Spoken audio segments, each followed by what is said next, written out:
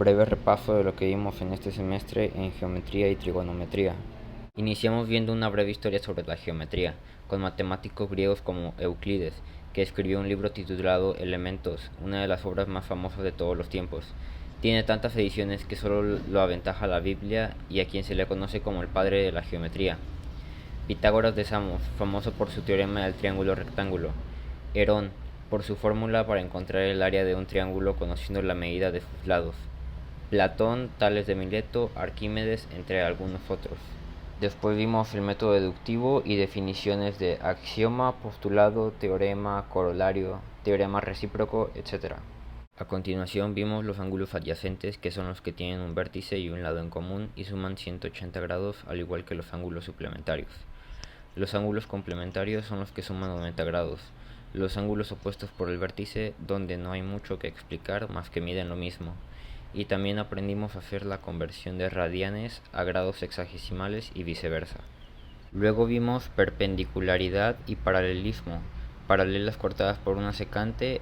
Aprendemos los tipos de ángulos que se forman en ellas y su relación. Vemos los criterios de congruencia como lado, lado, lado o lado, ángulo, lado, y de semejanza como ángulo, ángulo, ángulo. Y las transformaciones como rotación, reflexión, traslación y homotesia. Vimos la demostración del teorema de Pitágoras por Leonardo da Vinci, al igual que algunas ternas pitagóricas. El teorema de Tales, en el que enuncia que si en un triángulo dado se traza un segmento paralelo a uno de sus tres lados, el nuevo triángulo generado será semejante al primero.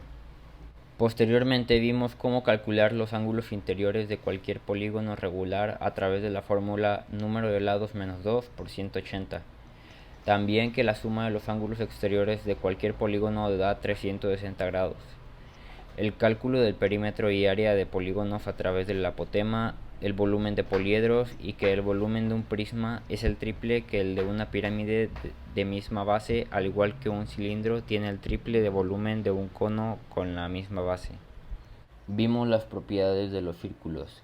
Comenzamos por unas definiciones básicas como puntos exteriores e interiores, círculo, circunferencia, arco, cuerda, diámetro, radio, y después pasamos a otras un poco más complejas como sector circular, que es una porción de círculo limitada por dos radios, segmento circular, que es una porción de círculo limitada por una cuerda y el arco correspondiente, corona circular, que es una porción de círculo limitada por dos círculos concéntricos, zona circular, que es una porción de círculo limitada por dos cuerdas, etc. Vimos problemas con polígonos inscritos, que son polígonos que tienen todos sus vértices sobre una circunferencia, y circunscritos, que son polígonos en los que todos sus lados son tangentes a una circunferencia. La fórmula de Herón, en la que podemos conocer el área de cualquier triángulo conociendo la medida de sus lados. Después vimos las razones trigonométricas. Seno, que es el cateto puesto sobre la hipotenusa. Coseno, que es el cateto adyacente sobre la hipotenusa. Tangente, que es el cateto puesto sobre el cateto adyacente, y sus cofunciones, cotangente, secante y cosecante, que son el inverso de tangente, coseno y seno respectivamente. También vimos los signos de las funciones dependiendo del cuadrante en el que se encuentren, y las identidades trigonométricas, que son igualdades que vinculan dos funciones trigonométricas y que sirven para resolver bastantes problemas. Luego vimos la ley de senos y cosenos, que sirven para encontrar ángulos o lados de cualquier triángulo. Y por último le dimos un vistazo a los logaritmos y sus propiedades.